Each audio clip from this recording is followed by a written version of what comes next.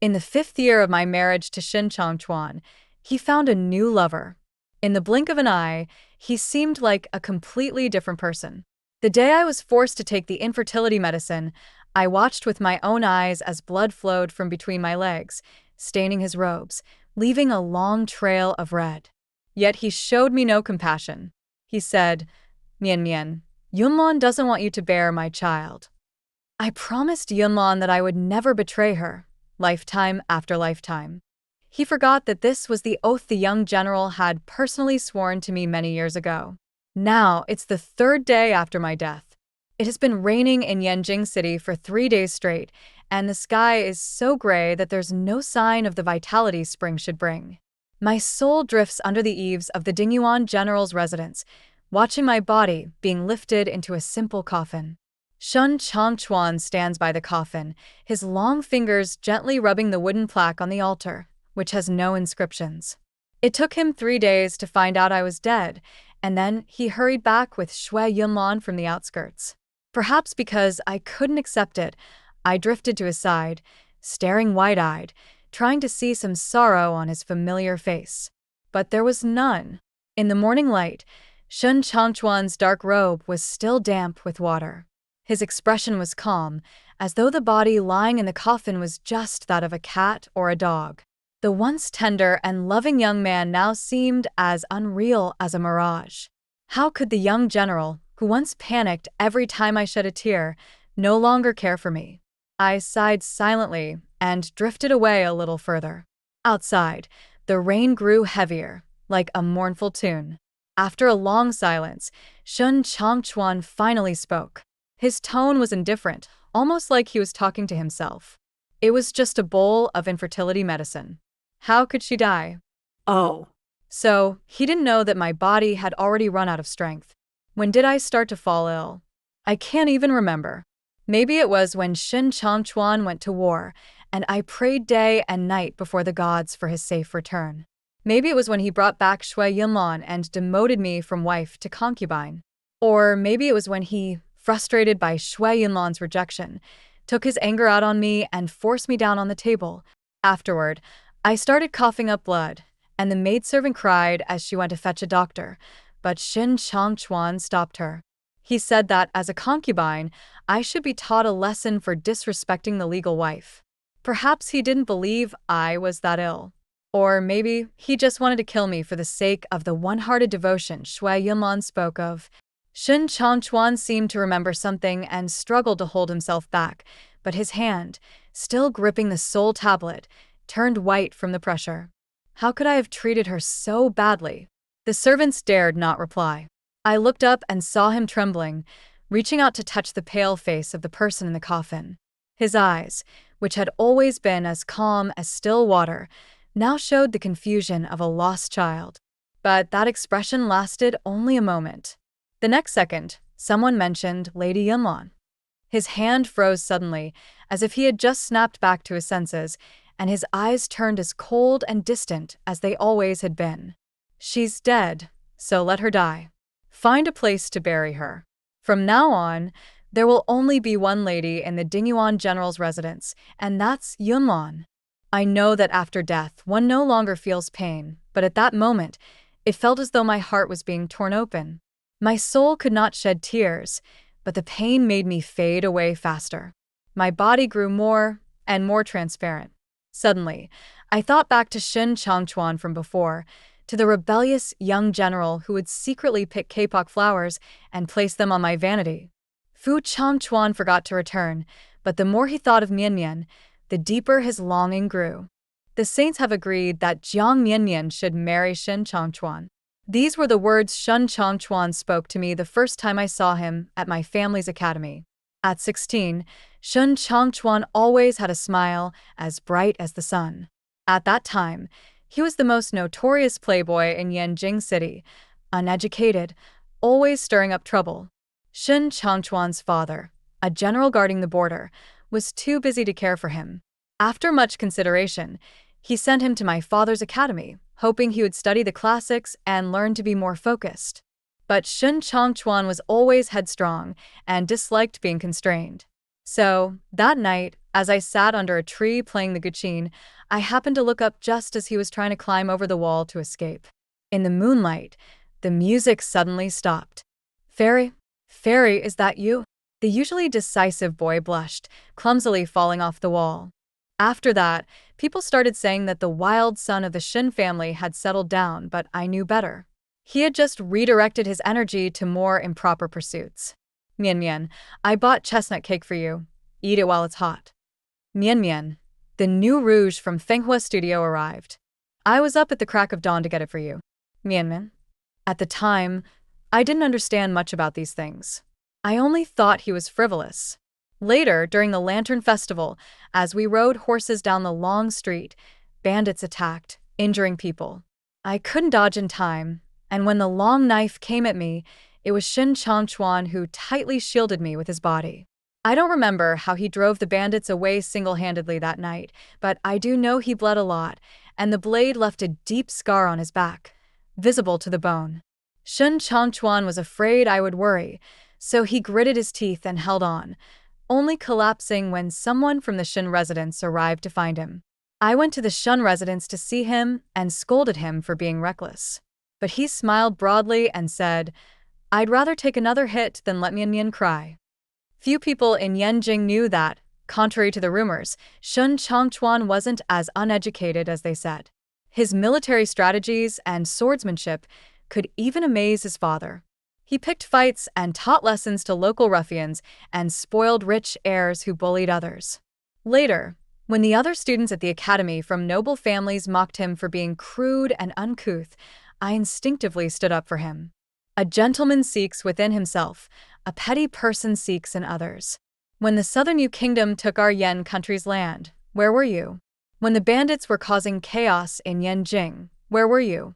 If it weren't for these crude and uncouth people, you wouldn't even have a chance to sit here and talk so grandly.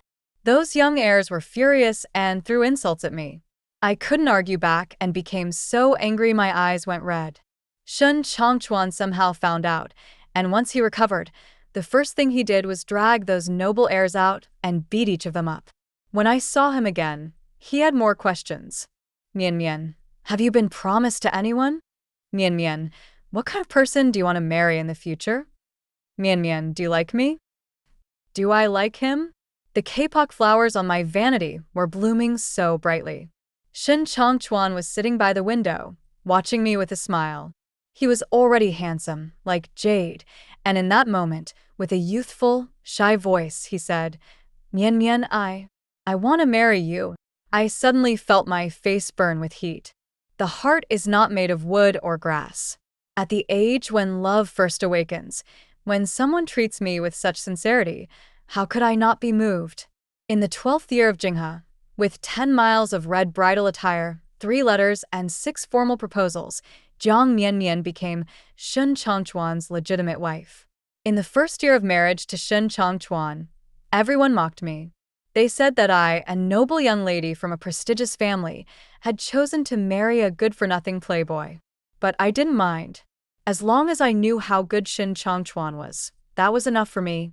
At that time, when I coughed at night, he would be so worried that he'd knock on every doctor's door in the city, seeking medicine. During the coldest winter months, if I wanted to eat fresh fish, he would brave the frost and ride for miles to find it for me. The maid would tease me. If you wanted the stars in the sky, my lord would strain every brain cell to bring them down for you. When I was feeling playful, I would ask Shin Changchuan, what if you turn your back on me in the future? He would laugh and kiss my lips, then lean close to my ear and whisper, then let me be pierced by 1,000 arrows and die an unpeaceful death. I would hurriedly cover his mouth and sternly scold him for nonsense. But Shun Changchuan would only laugh louder.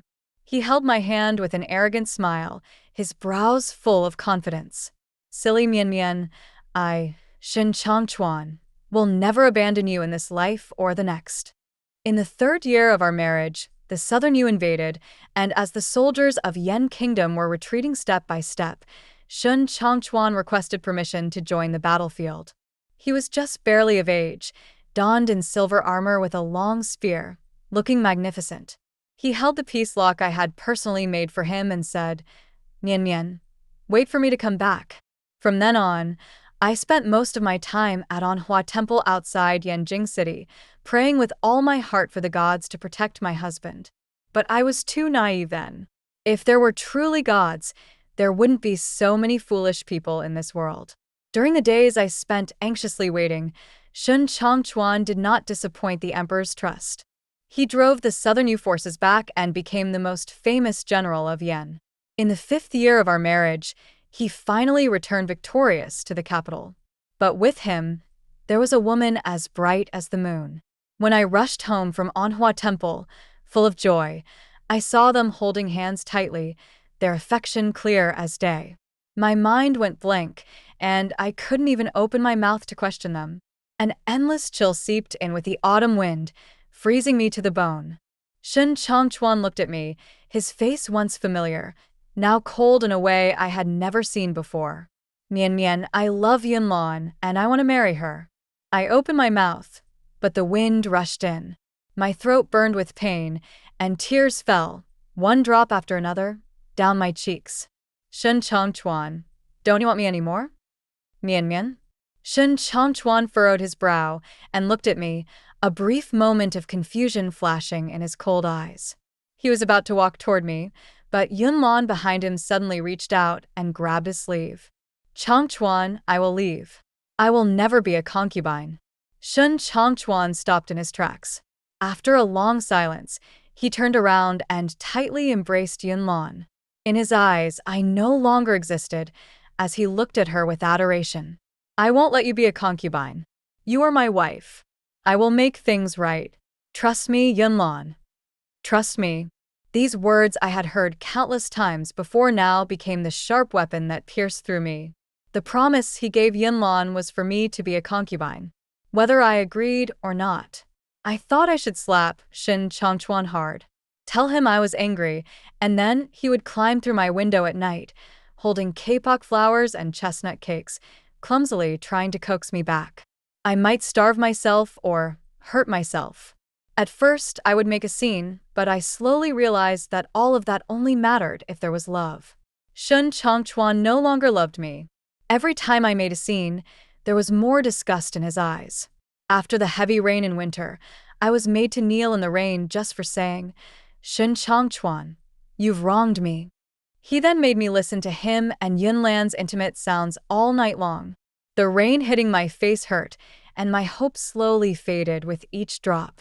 For a moment, I doubted whether the Shun Changchuan who once loved me so deeply had ever existed. At dawn, Yunlan came out, her clothes barely concealing the marks left by him, and it made me feel sick to my stomach. Yunlan looked down at me with the gaze of a victor. Her voice, descending from above, was full of mockery and disdain. "How dare you foolish women from the feudal era challenge me? Being from a noble family? Having deep affection? What's the use? I came here with the fate of the heroine. Shun Changchuan is destined to love only me in this life." I collapsed to the ground, utterly defeated. Everything before me felt like an unending nightmare. I had heard the maids at the house say that Shun Changchuan had only met Yunlan once on his way back to the capital, but for some reason, he had gone mad and brought her back with him. Perhaps, as she said, Shun Changchuan's love for her was destined. I smiled, my heart feeling as if it were being sliced by a sharp blade. I often wondered, if she and Shun Changchuan were destined to be together, what did that make me? But I didn't have time to find the answer, for I died from the poison in a bowl of contraceptive medicine, blood draining from me. Perhaps because of the pain of death, my soul lingered in the mortal realm for 3 days before it finally reached the underworld. I wanted to be reborn. The king of hell refused. According to him, there were still lingering attachments in the mortal world caused by my existence. If these attachments were not resolved, I could never cross the river of forgetfulness. The king of hell flipped through the thin papers on the table with a rustling sound. After a long while, he sighed, "In your world, Shui Yunlan is a soul from another realm, carrying the heavenly fate. The heavens want Shun Changchuan and Shui Yunlan to be in harmony. Your existence is against the will of the heavens." I forced a smile, my heart full of bitterness. The king of hell continued, I can allow you to live again, to change the outcome. Do you wish for this? Live again. I wouldn't have to watch my husband marry another woman. I wouldn't have to rot away in that small courtyard. I wouldn't have to die alone. The quiet peace in me seemed to stir at that moment. I trembled and said, I am willing. When I woke up again, I was surrounded by red silk curtains, wearing a phoenix crown and a radiant wedding dress. The face before me was one I had never seen in despair or illness, beautiful and vibrant. It was the day I married Shen Changchuan. Everything in front of me felt unreal. I was lost in thought for a long time until a maid, Xiao Ke, with a face full of joy, pushed open the door. Miss, the auspicious hour has arrived. The young master is waiting for you. Tears streamed down my cheeks, dripping onto the back of my hand. I hastily pulled off the jewelry on my head, and amidst Xiao Ke's exclamations, I rushed to the main hall. Without hesitation, I knelt heavily in front of my father. Father, I do not wish to marry Shin Changchuan. In the hall, the guests watched me with my hair disheveled, making either comments or laughing at me. I had always been well-mannered, never acting out of line, and it was so unexpected that I caused such a scene. Even my father was stunned. After a long pause, as the voices of the guests grew louder, my father finally hardened his expression and slammed the table angrily. Jiang Mianmian, did you not agree to this marriage yourself?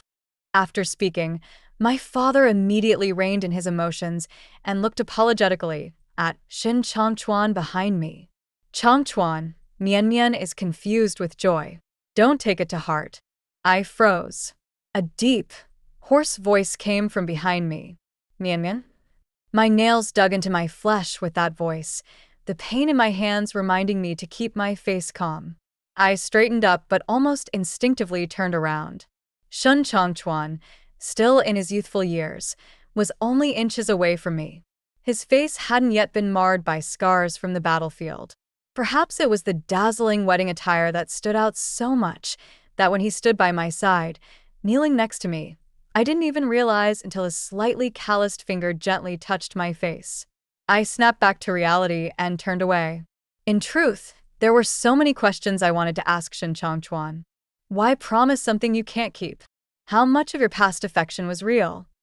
But when the boy who once swore to marry me approached again, my heart sank into stillness, like a pool of stagnant water.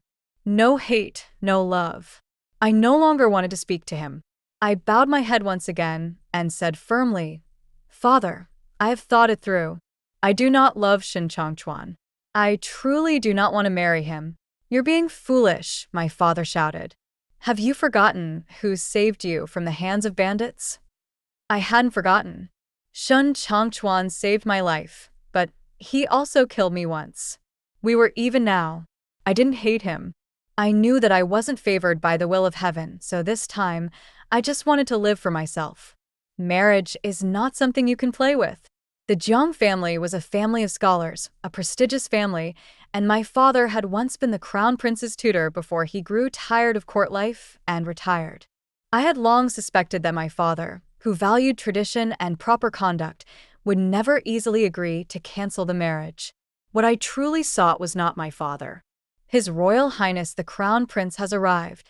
A sharp voice broke the silence at just the right moment. The person I was waiting for had come. The Crown Prince of the current dynasty, Yan Heng. I followed the others in bowing, and when I raised my head, I saw him surrounded by guards, the Crown Prince Yan Heng, the son of an exotic beauty, as rumors claimed. Even though Yan Heng had attended the ceremony in the last life out of respect for his mentor, I was still amazed. He truly didn't look like a person from Yan Kingdom. With curly hair and blue eyes, a small red birthmark beneath his eye, his face, though mesmerizingly beautiful, now smiled like the clear moon and a gentle breeze. He helped my father to his feet and then turned to look at me and Shin Changchuan, both still kneeling. Did I come on the wrong day?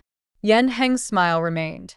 It was well known that although Yan Heng had foreign blood, he was one of the rare benevolent rulers of Yan Kingdom. The inherent majesty of the heir apparent in him made everyone too afraid to defy him. That day, I begged him to annul my marriage with Shun Changchuan. He looked at me with interest for a long time before asking for a reason.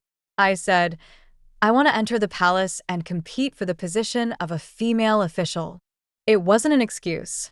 To be an official as a woman was to manage the inner court.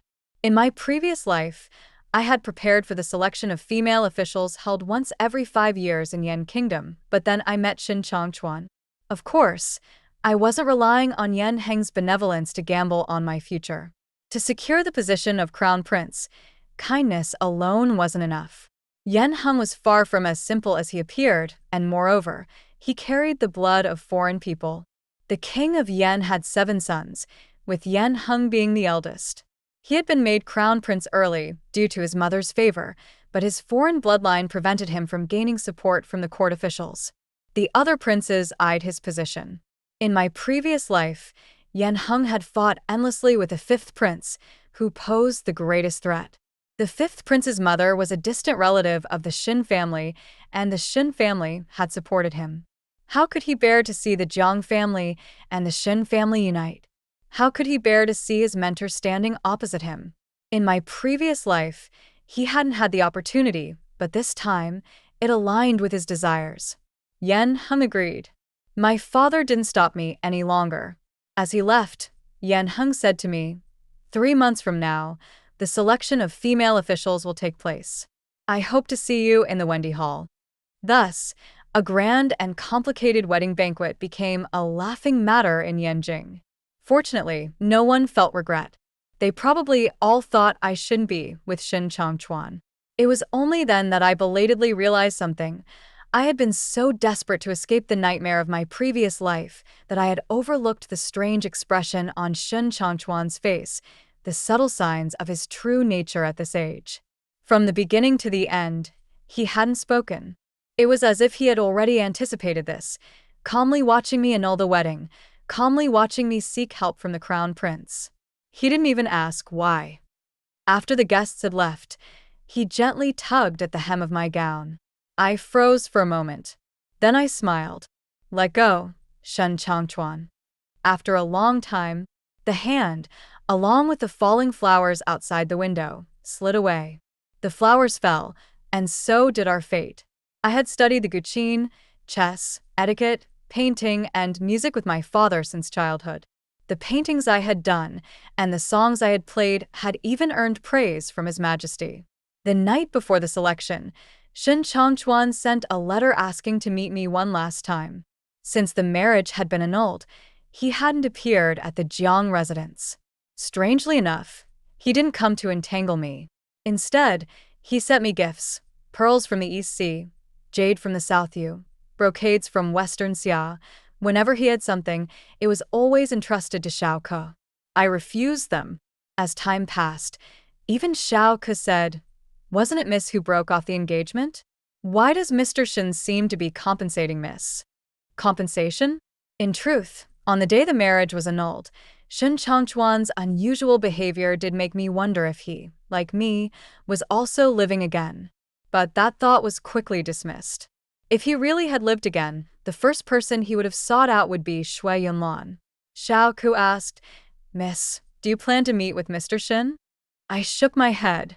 No, I wouldn't. On the 9th day of the 9th month, I passed the female official selection smoothly. I had expected that, according to the usual rules, I would be assigned to one of the 4 departments and 6 bureaus of the inner court, along with the other 9 winners. However, to my surprise, at the time of the official appointment, Yan Heng issued an imperial edict appointing me as the chief female official of the Eastern Palace. The entire palace was envious. After all, the crown prince, Yan Heng, was not fond of women. Not to mention the princes, even the ordinary young men of wealthy families would have already taken many wives and concubines at this age, yet Yan Heng had no female attendants by his side. The crown prince specifically named me to enter the Eastern Palace, and in the eyes of the palace servants, this was as if I had earned the crown prince's favor. Soon, I might even be called Your Highness. Only I knew that Yan Heng's actions were purely out of curiosity. On the first day, he came straight to the point and asked me, Zhang Shanggong, why did you insist on breaking off your engagement with the Shin family's young master? I've heard you were deeply in love, bound by vows of life and death, but I don't believe your previous explanation. I forced a smile and asked in return, Your Highness, do you believe in fate? Yan Heng paused, his hand frozen in midair as he looked at me, his expression no longer mocking. His multicolored eyes darkened slightly. I knelt on the ground and continued, Some things are not meant to belong to you. Rather than pursuing them relentlessly, it's better to treasure what you have. A heavy silence. I didn't know how much time passed. Finally, the Crown Prince's deep voice echoed in the hall again. He shouted, I don't believe in fate. I will get what I want, even if I have to defy the heavens. And so, on my first day in the Eastern Palace, I inexplicably offended the Crown Prince and was sent to the laundry department to wash clothes. Indeed, accompanying the emperor is like accompanying a tiger.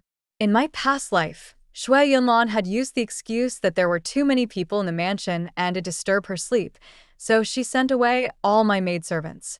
For a long time, I had to wash my own clothes, so working in the laundry was not difficult for me. But I couldn't figure out why Yan Heng was angry. It wasn't until 2 days later, when an elderly eunuch from the East Palace came at my father's request to see me, that I finally understood. It turned out that the words I said earlier had struck a nerve with Yan Heng. The fate he refused to acknowledge was that of his mother, the late Yu Fei, the Empress. Yu Fei had originally been a slave bought from the Western Xia, and it was by chance that the emperor saved her while on a journey and brought her to the palace. She was extraordinarily beautiful, and her pair of blue eyes captured the emperor's heart, winning all his favor. Not long after, she gave birth to a son, Yan Heng, the emperor's eldest son. The emperor was overjoyed and considered making him the crown prince on the spot. However, the court ministers strongly opposed it, arguing that Yan Heng's Western Xia bloodline made him unfit to be the heir, and they presented petitions for the emperor to reconsider. After days of deadlock, they finally reached a compromise, to keep the son but discard the mother. The emperor was naturally unwilling, but somehow, Yu Fei learned of this matter. As a mother, she was heartbroken and made plans for her son. On the day Yan Heng turned 1 month old, Yu Fei hanged herself outside the Golden Hall, and her sacrifice secured the crown prince position for Yan Heng. However, the emperor's affection for her did not last long. Soon, the beauties of the 3 palaces replaced her, and Yan Heng grew up hearing countless insults, being called a Western Xia bastard, with everyone mocking him as deluded. The eunuch said, if His Highness had accepted fate, he would have likely died from countless hidden dangers. Do not worry, Your Highness is not that petty. Once His Highness calms down, he will summon you back. I fell silent. But I had no energy to pity Yan Heng. Everything came so suddenly. When I saw Shui Yunlan in the laundry pool, I seemed to lose track of time, unable to differentiate between past and present. Even though I had returned to this life, the deep-rooted feeling of defeat from the past made me feel an overwhelming fear. Those terrifying memories came rushing back like a flood. Poor Jiang Mianmian, you were demoted from wife to concubine. It must feel awful, right? I deliberately angered Chang Chuan to make him seek you. How is it? Did he call my name the whole night? Chang Chuan, I don't want anyone else to bear your child. Your existence goes against the heavens. Jiang Mianmian, go die. No. I knew this moment would come sooner or later, but I hadn't expected it to be so soon. My thoughts were disoriented, cold sweat trickling down my face and into my collar. I collapsed onto the ground, the powerless feeling from my past life flooding back, making my body tremble uncontrollably. Let go. If you dare to do this to me, I swear I will kill you all. A harsh voice rang out. I bit my lip, the taste of blood spreading in my mouth, and I regained some clarity. Realizing I was in the East Palace, not the Dingyuan General's mansion, I was no longer the wronged presence between Shui Yunlan and Shin Changchuan. After a while, I slowly calmed down and looked up. I froze. Shui Yunlan, who had always worn splendid clothes and crushed my dignity into the dust, now appeared before me in the shabby laundry palace maid's attire, with bruises on her face and her hair disheveled, looking like a madwoman. Surrounding her were several senior palace maids, holding her arms and pressing her into the water basin. Occasionally, other palace maids would pass by, only offering mocking remarks like "deserved it." Shui Yunlan couldn't escape and began cursing. "I'm the fated female lead. How dare you ants? Ah, You bitches." Gradually, her curses turned into weak pleas for mercy. The senior maids exchanged glances and loosened their grip, spitting. "Do you even know who you are?" A lowly maid dares to climb into the crown prince's bed and dreams of becoming the crown princess. If no one had informed me in time, you'd have tainted His Highness's eyes and dragged down the whole laundry department. Shui Yunlan, the crown prince, and the laundry maid. Something seemed different. I clearly remembered that Shui Yunlan, as a soul from another world, had originally possessed the body of a lowly mulberry picker from a remote village. It wasn't until 5 years later, when she met Shin Changchuan, that she obtained a noble status. In other words, she couldn't possibly have entered the East Palace, nor could she have any connection with Yan Heng. The insults continued. Shui Yunlan was lying on the ground, gasping for air like a drowned dog, her abdomen distended by the laundry water in an unnatural curve. As she was beaten again, she saw me hiding in the distance. In the next moment, she crawled toward me as if I were her only hope. "Shanggong, please save me." I was caught off guard as she grabbed the hem of my skirt. Seduction of the crown prince is a capital offense. The fear and ugliness that should never have appeared on Shui Yunlan's face were now fully revealed. She was crying, begging me to save her. For her life, she said anything. "Shanggong, someone forced me into the East Palace. It was that person who made me seduce the crown prince. please save me. You believe me, right? I will become the wife of Dingyuan General. I will repay you." I paused for a moment. I certainly believed she would become the wife of Dingyuan General, but I was puzzled. Who was the person Shui Yunlan mentioned who had forced her into the East Palace? If they wanted a lowly laundry maid to seduce the crown prince, it seemed they had made up their mind to put Shui Yunlan to death. I couldn't figure out who Shui Yunlan could have such a deep grudge with. One by one, doubts piled up like massive stones. I lowered my eyes, looking at Shui Yunlan, who was lying on the ground with no dignity left. I spoke. "I can't save you." Soon, a palace eunuch arrived with Yan Heng's decree. The word "kill" fell, and Shui Yunlan's face instantly turned pale, blood draining from it. She suddenly screamed, "This is not my fate.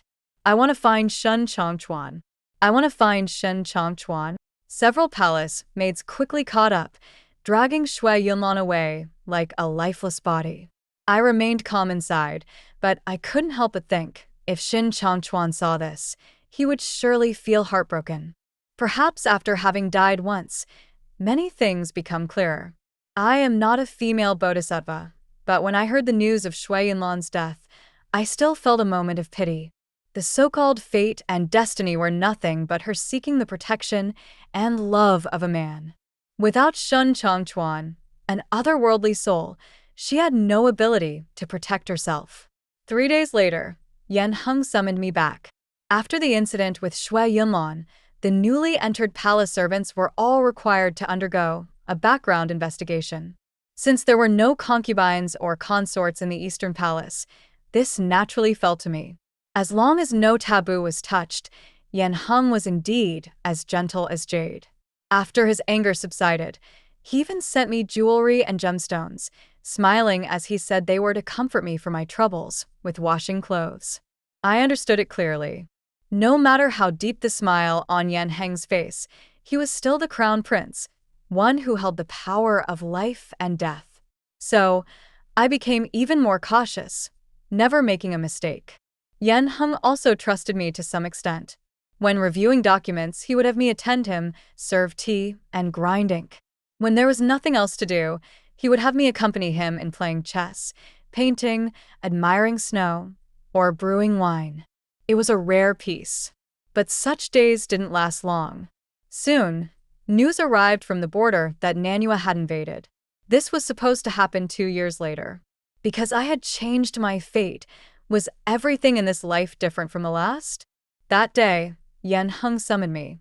He casually said to me, "The young master of the Shin family has requested permission to go to the battlefield. After all, we have discussed marriage before. Shouldn't we send him off?" He was testing me. Because in the last life, the Shun family, who had supported the fifth prince, had not clearly taken a stand this time, even deliberately distancing themselves from the fifth prince. Yan Heng might have thought that Shun Changchuan still had lingering feelings for me, so he wanted to win him over, or perhaps he suspected that I had repented of my engagement to Shun Changchuan. I slightly bowed and calmly replied, "I am now a person of the Eastern Palace. If your highness has not instructed me to do something, I will not act." Yan Heng was momentarily stunned. He seemed to be satisfied with this answer. He smiled, and his deep-set eyes became even more enchanting, like a red lotus blooming in a pool. His pale fingertips traced my chin.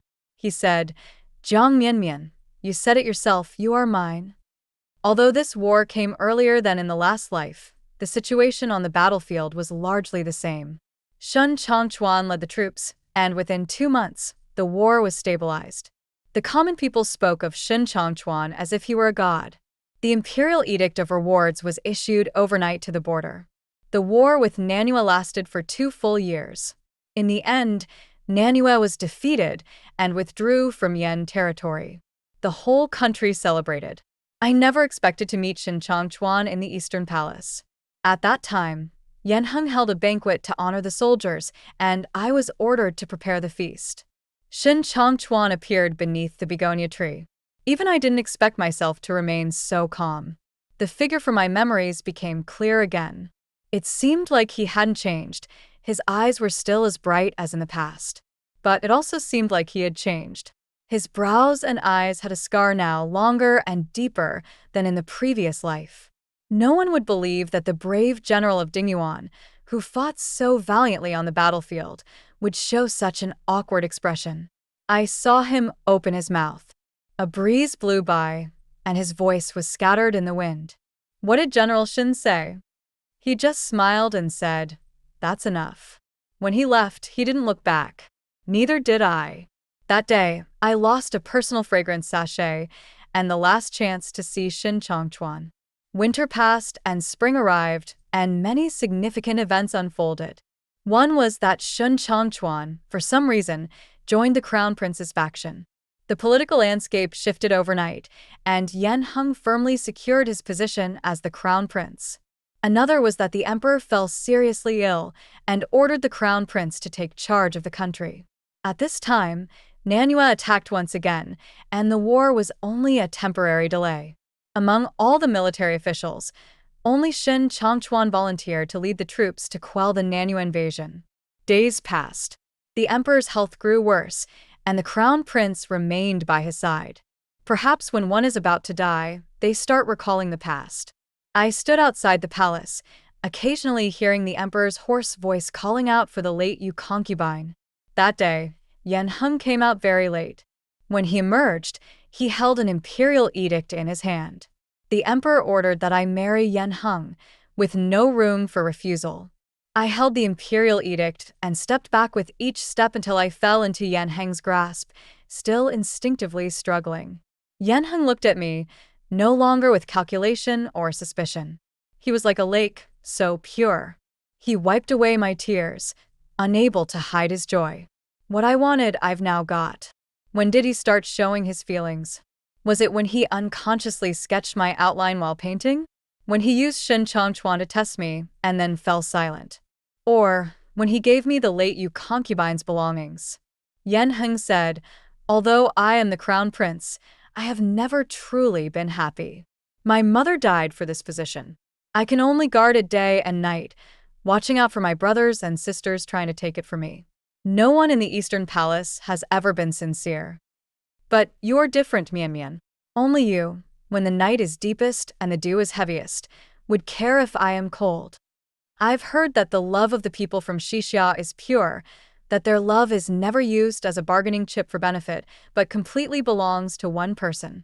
So, even though Yan Heng's circumstances were difficult in the past, he never thought of marrying a noblewoman to help him. The starry sky spread in soft hues, and Yan Heng's voice fell into my heart. Jiang Mianmian, 3 years ago, you already said that you were mine. I will wait for you, even if it takes a lifetime. Tears streamed down my face, and I finally agreed. In the 16th year of Jinghe, Crown Prince Yan Heng married Jiang Mianmian. At that time, the cotton trees in Yan capital bloomed so beautifully, and news from the border arrived. Although the battle against Nanyue was extremely difficult, in the end, the Nanyue king surrendered 5 cities to negotiate peace. But Yan Heng's joy didn't last long, because Shun Changchuan died. He died in an ambush by the remnants of Nanyue's army. Thousands of arrows pierced his heart. His body was too disfigured, so they had to bury him on the spot. The only thing that returned in his place was a blood-stained fragrance sachet. I heard from his deputy that when General Shen died, he kept holding this tightly in his hand. When Yan Heng handed me the fragrance sachet, I almost couldn't stand. The pattern of the cotton tree was so glaring. It was the one I had lost long ago. How could he die? He clearly came back. Why did he die?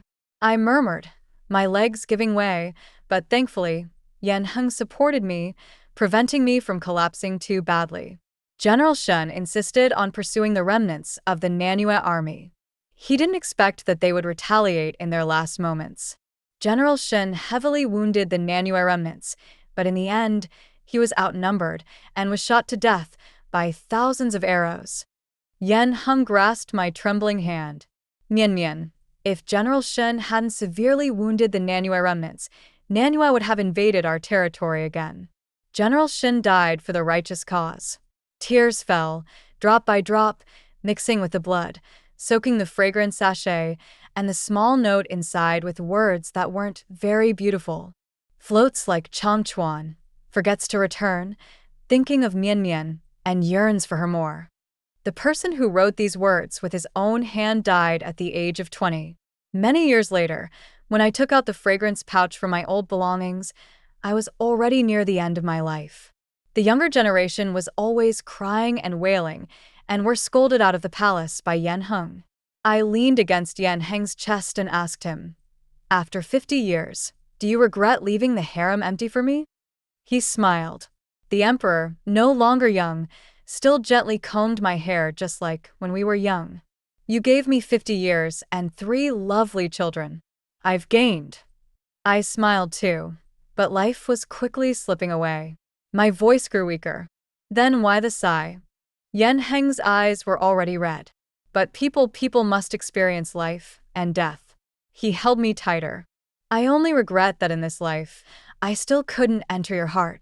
Cold liquid dripped down, like beads of water, into my hand. Mianmian, in the next life, Sure. I stopped Yan Heng's remaining words.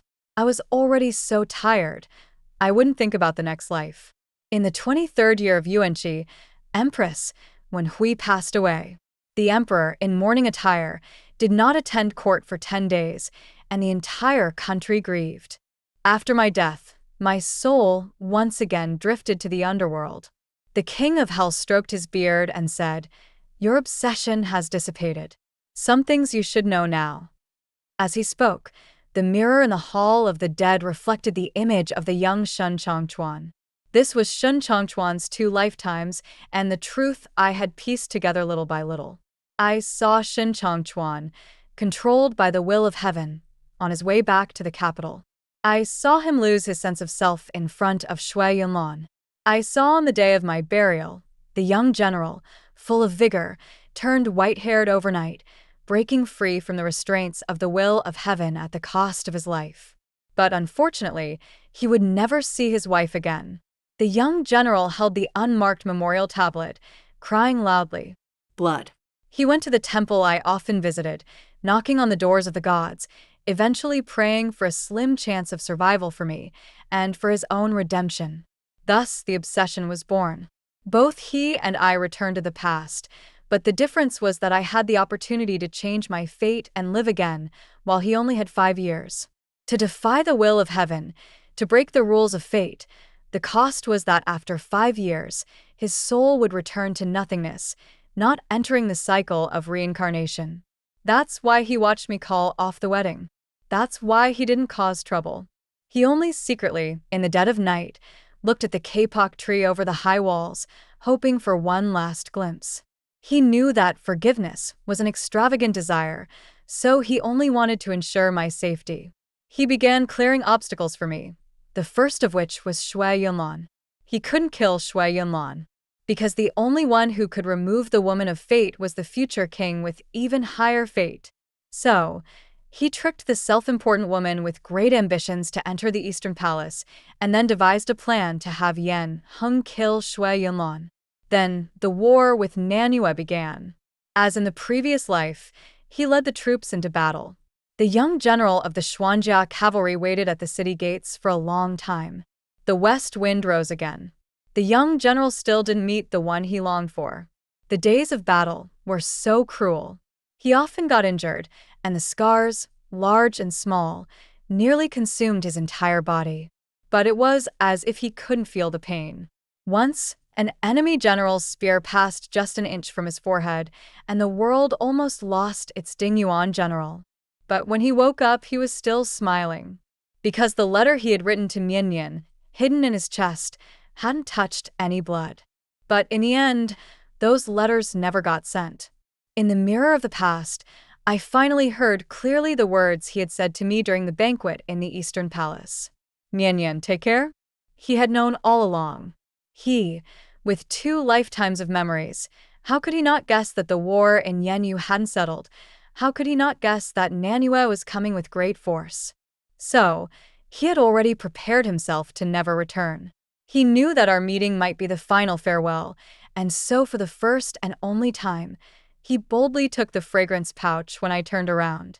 He said, "Nian Nian, this is enough. Enough." With this fragrance pouch, even if I died, it was already enough.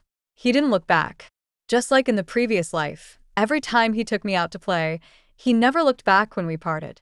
When I asked him why, he answered so sincerely, "If I turn around and see my beloved girl, how could I bear to leave?" The latter part of the words, "things people," was no longer the same. In the mirror of the past, the scene suddenly became cruel and bloody. Countless arrows screamed under the sky, red blood gushing out. The young general's broken body fell. His hand still tightly grasped the kapok fragrance pouch. 10,000 arrows pierced his heart, and he couldn't have a peaceful end. That must have been the greatest pain in the world. But he stared at the direction where the birds flew back, his eyes clearly filled with relief and ease.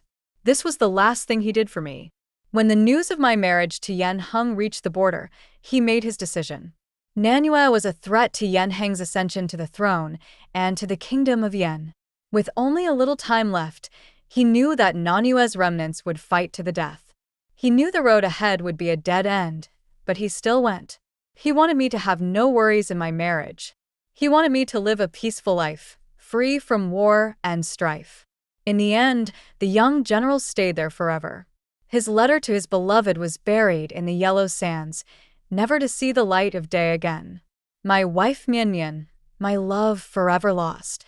In a daze, I seemed to remember the first time I met Xin Chongchuan under the moonlight, his shy expression, unable to speak clearly.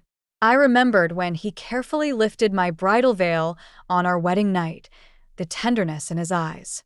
I remembered his words, "I'll never turn my back on you, in this life and the next." But he didn't have a next life. Xin Chongchuan was a liar. The end.